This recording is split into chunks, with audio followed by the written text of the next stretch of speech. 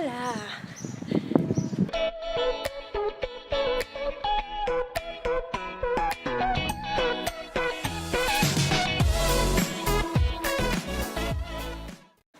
El tema d'avui és el de quan la relació de parella no funciona. És una situació en la que moltes de nosaltres ens haurem vist en alguna ocasió, pues que hem tingut parelles pues, que no ha quallat la cosa o que no hem seguit junts. I a vegades ha passat que parelles que porten molts anys i passen per etapes. Com saber si passareu junts esta etapa o no? No se sap. No se pot saber. Però sí que n'hi ha en teràpia de parella, sí que n'hi ha diferents coses a tindre en compte. Una d'elles és en què àmbits se té conflicte. Quin és el problema? En què es basa la vostra relació? Si n'hi ha molta dependència, si n'hi ha diferència entre vosaltres de poder, diguem, que una persona ostenta el poder i l'altra no tinga opció per a dir la seua, no? I per a fer les coses com a ella li vinguen bé. No sé si m'explique. L'ideal seria que la parella se considerara d'igual a igual, que els dos foren igual, que els dos tingueren oportunitat d'expressar el que volen.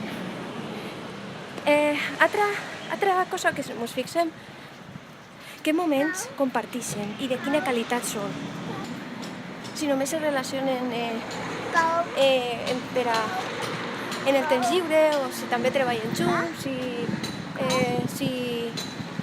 si viuen en molt d'estrès, si paguen un o l'altre, si la seva relació de parella ha passat a un segon terme per les obligacions del dia a dia, la casa, els fills, el treball. Això també desgasta moltíssim. L'ideal seria que tots els àmbits estigueren coberts, totes les necessitats, que tingueren moments per a mirar-se els ulls, per a donar-se un abraç sense pressa, per a reprendre aquesta relació de parella. Marina vol les claus. No sé si la sentiu, que està dient tot el rato. Clau. Claus? Vols les claus, carinyo? No te les vols deixar pel carrer? I si te cauen? Lo despista que soc, segur que les perdem. No, estàs tacant la mà en el bolso per veure de treure les claus. Pobreta. Ai, li tinc que ficar un ganxet. Bueno, això. I bueno, això era el tema que volia tractar avui, ja no m'esplaie més. Una cosa que sí que volia dir, que és important, és que la teràpia de parella que jo faig no venen els dos. A lo millor en la primera sessió sí, per a una primera presa de contacte, per part d'ells i per part meua també, però les següents sessions venen per separat. Això ho faig així perquè me pareix més que s'aprofita més la sessió, perquè en la parella cada persona primer ha d'estar bé una mateixa per a després poder aportar coses bones a la relació. I bueno, així se treballa primer en una mateixa i després en la parella. I bueno, me despedís, que m'anem a fer recaets i adeu. El dit.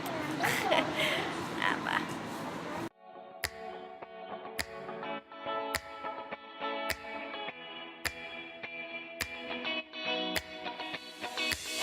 Boop, boop.